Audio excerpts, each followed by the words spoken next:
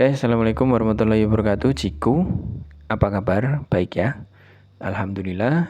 Juga kepada penonton, semoga juga baik-baik saja, sehat-sehat saja, dan kita semua diberi keselamatan, kelancaran, dan kemudahan dalam setiap urusan. Oke, bertemu lagi dengan aku, saya Sanyu, yang mana tetap berperan untuk menjelaskan, membongkar, memaparkan, dan juga sekalian menasehati Ciku pada salah satu sifat buruknya yang mana bisa dijadikan alat koreksi diri sendiri menjadi pribadi yang lebih baik dan juga berkembang dengan baik. Oke, untuk video ke-18 ini Ciku, kita balik, kita bangun suasana empat mata kita. Video ke-18 ini kita kasih judul suka menghindari masalah. Suka menghindari masalah ini juga sebuah momok ternyata setelah kamu pelajari, setelah kamu baca-baca, akhirnya kamu bikinkan video. Jadi secara pengertian dan definisi Ciku, bahwa suka menghindari masalah itu adalah sebuah kebiasaan yang tidak sehat, di mana lari atau untuk lari dari kenyataan, menunda tanggung jawab, dan juga berpura-pura bahwa masalah itu akan habis atau usai dengan sendirinya. Padahal enggak ya. Jelas di sini definisi dari suka menghindari masalah, sederhananya kabur atau lari dari kenyataan. Oke.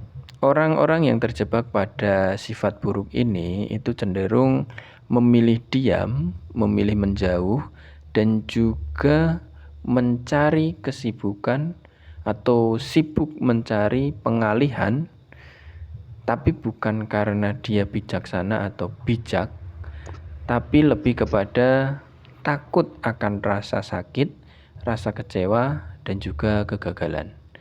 Nah, seperti itu. Jadi orang yang terjebak di sini, terjebak di sifat buruk suka menghindari masalah ini adalah orang-orang yang cenderung lebih milih diam, kabur, menjauh tadi, dan juga sibuk mencoba mencari pengalihan atau pengalihan topik, pengalihan masalah seperti itu. Secara definisi sebenarnya pernah tak sampaikan juga statement dari Panji Pragiwaksono yang dulu ya di video keberapa. Bang Panji itu pernah mengatakan bahwa sebenarnya masalah atau terkadang masalah itu tidak perlu diselesaikan dengan mencari solusi, tapi kita hanya dituntut untuk bertahan sampai masalah itu usai, gitu ya. Nah, sebenarnya secara pengertian statement dari Bang Panji ini bisa dibilang kayak menghadapi masalah, menghadapi masalah itu bisa dua hal, yaitu dicari solusinya sampai selesai dan juga bertahan saja sampai masalah itu usai. Nah, di sini konteksnya menghadapi, tapi suka menghindari masalah ini lain cerita. Dia ya kabur, bukan menghadapi. Tidak menghadapi tapi kabur dari masalah. Seperti itu. Jadi bisa dikombinasikan ya definisi yang pertama tadi dengan statement Bang Panji. Oke, Ciku, itu bisa kamu pahami ya, harusnya buat alat renungan lagi. Aku yakin ini juga salah satu sifat burukmu yang nempelnya lumayan kebangetan. Suka menghindari masalah dalam hidupmu. Ada banyak sekali sebenarnya contoh-contohnya, cuman kamu bisa sadar diri dan bisa kamu ingat-ingat lagi. Dampak buruknya itu akan jauh lebih banyak lagi masalah-masalah yang menumpuk karena kamu tunda-tunda dan kamu tinggal kabur. Selalu ada masalah datang, kamu tinggal kabur, kamu lari dari kenyataan. Masalah ini tidak langsung selesai setelah kamu tinggal kabur, tidak. Hanya kamu tunda saja. Mungkin hari ini kamu tinggal kabur, besok pagi atau besok itu dia akan datang lagi, bahkan akan terasa lebih berat gitu. Ada perkataan masalah yang ditunda itu akan datang lagi besok pagi dengan wajah yang lebih menakutkan. Nah, itu tadi dampak buruknya masalah itu tidak selesai dengan cara kamu tinggal kabur, tapi malah kamu tunda dan akhirnya menumpuk. Kenapa? Hidup itu penuh masalah. Hidup itu penuh masalah, entah besar, kecil, ringan, berat, selalu ada masalah. Nah, kalau masalah selalu kamu tinggal kabur, masalah-masalah di belakangnya yang lagi ngantri itu gimana? Pasti kan numpuk-numpuk gitu ya. Oke, setelah itu yang numpuk bukan cuma masalah, tapi juga kecemasan dan akhirnya jadi stres juga. Iya, kenapa? Karena niatmu untuk menghindari masalah tadi pengennya fresh, pengennya plong atau melepaskan semua beban, tapi sebenarnya enggak juga ya. Itu hanya menambahkan cemas saja, kekhawatiran saja. Jadi coba ya, hadapi masalah. Dampak buruk selanjutnya akan terbentuk mental penakut dan juga penyesal. Maksudnya orang yang suka menyesal. Kamu akan jadi penakut. Kenapa? Karena ya kabur-kaburan. Kamu nggak punya mental untuk menghadapi sebuah masalah. Ya itu kan sudah menggambarkan kamu penakut. Dan penakut ini juga buruk. Karena untuk bisa mencapai sesuatu kamu harus berani walaupun cuman sejengkal langkahmu untuk maju. Ini sering akhir-akhir ini di video-video terakhir juga sering sekali muncul ya, takut atau penakut ini. Mungkin bisa juga nanti dijadikan judul agar bisa dibahas lebih luas lagi atau lebih lengkap lagi.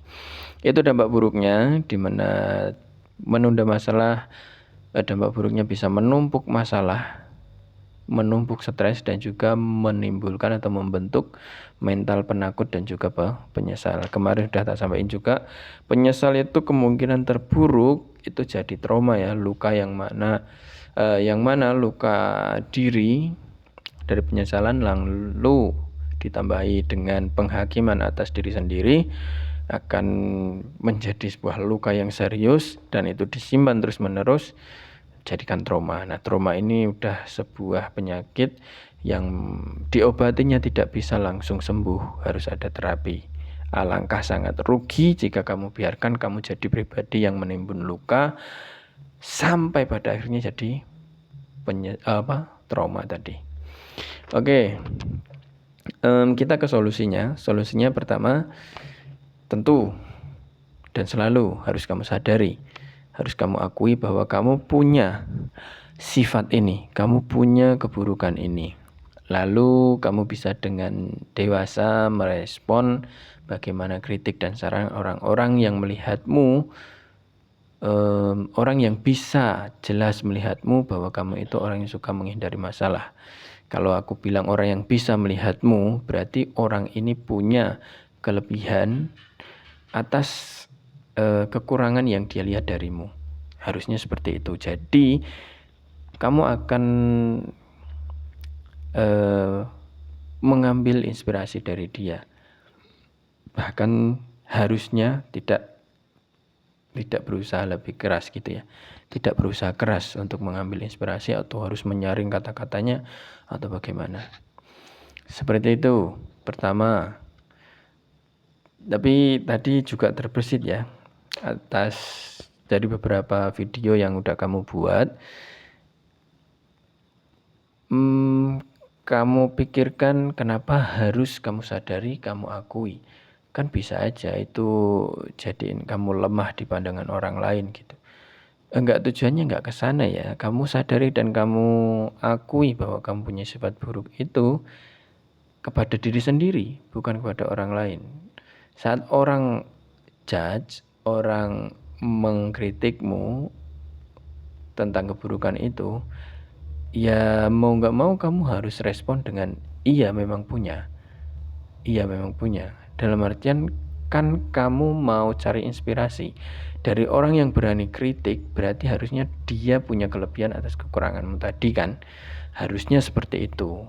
Tapi kalau memang menurut pandanganmu kamu udah dewasa ini harusnya tahu juga ya. Menurut pandanganmu sendiri bahwa orang itu tidak kompeten juga pada apa yang dia kritik, harusnya juga bisa dihindari dan kamu tidak perlu buang-buang waktu. Dulu pernah kamu punya sifat di mana saat orang mengkritikmu, respon pertama kali yang kamu keluarkan adalah siapa kamu kok kritik aku gitu. Kita sama-sama kok kamu berani kritik aku.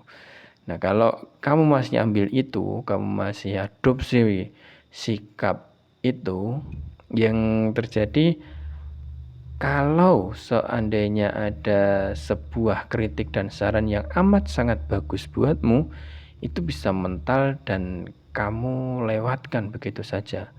Kalau kamu masih menjadi orang yang dengan ego seperti tadi ya.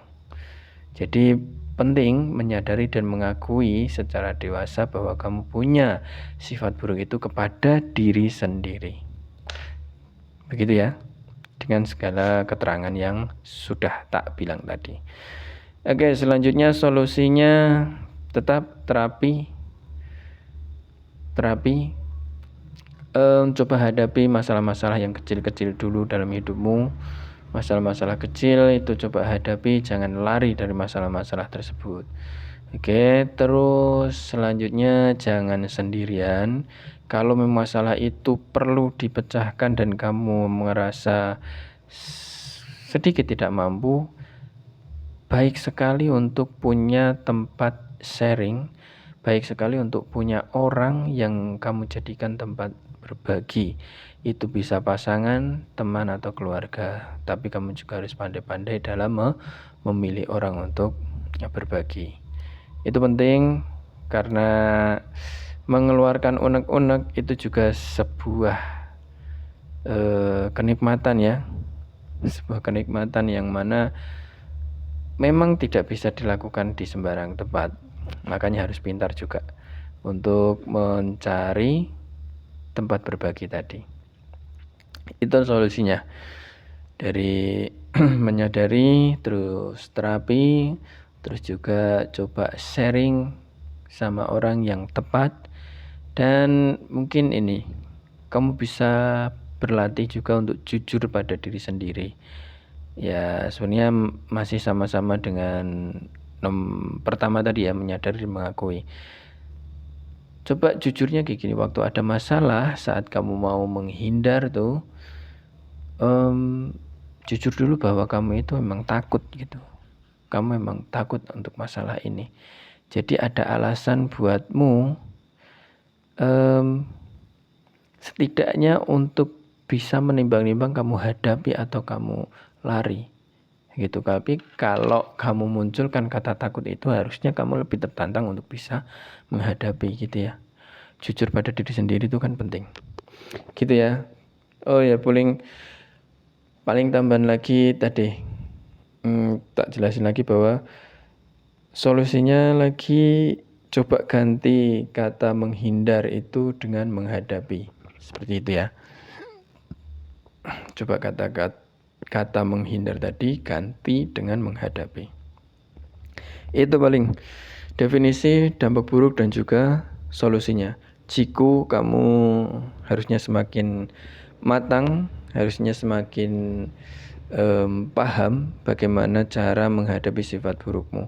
Nggak apa-apa, aku juga nggak minta kamu langsung jadi orang hebat, sempurna, menghilangkan semua sifat burukmu.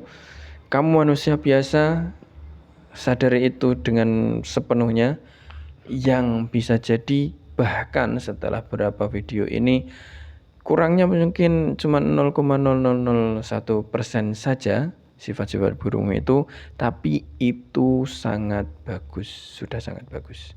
Enggak apa-apa, enggak semuanya kamu bisa kurangi langsung jadi sempurna. Enggak usah dewasa ini ya, kamu harusnya bisa menimbang-nimbang. Oke, kita ke kutipan kita dapat dari Gus Baha lagi, di mana beliau mengatakan bahwa masalah itu tidak untuk dihindari tapi untuk dihadapi. Karena di situ adalah atau masalah itu adalah cara untuk kita tumbuh. Nah, ini juga bisa disinkronkan dengan definisi yang pertama tadi ya. Masalah itu tidak untuk dihindari tapi untuk dihadapi, karena masalah itu adalah cara untuk kita tumbuh. Kurang lebih seperti itu ya. Oke, Ciku, terima kasih sudah sampai ke video yang 18. Semoga 12 hari lagi kamu penuh dengan ide, kamu penuh dengan semangat, kamu juga penuh dengan keberanian mengambil langkah. Semoga hari besok ini adalah hari penentuanmu untuk berani atau tidak mengambil sebuah langkah. Berani atau tidak untuk membunuh rasa overthinkingmu ya, atau kebiasaan overthinkingmu dan rasa malu yang sebenarnya belum kamu dapatkan atau yang kamu khawatirkan begitu. Oke. Semoga kamu selamat, semoga kamu berhasil, dan semoga kamu berani melakukannya. Ciku, tetap semangat dan tetap berkembang. Terima kasih. Dan mohon maaf kepada para penonton semuanya. Semoga selalu sehat-sehat ya. Sampai jumpa di video selanjutnya. Aku Sanyu. Ciku tetap semangat. Oke, terima kasih. Assalamualaikum warahmatullahi wabarakatuh.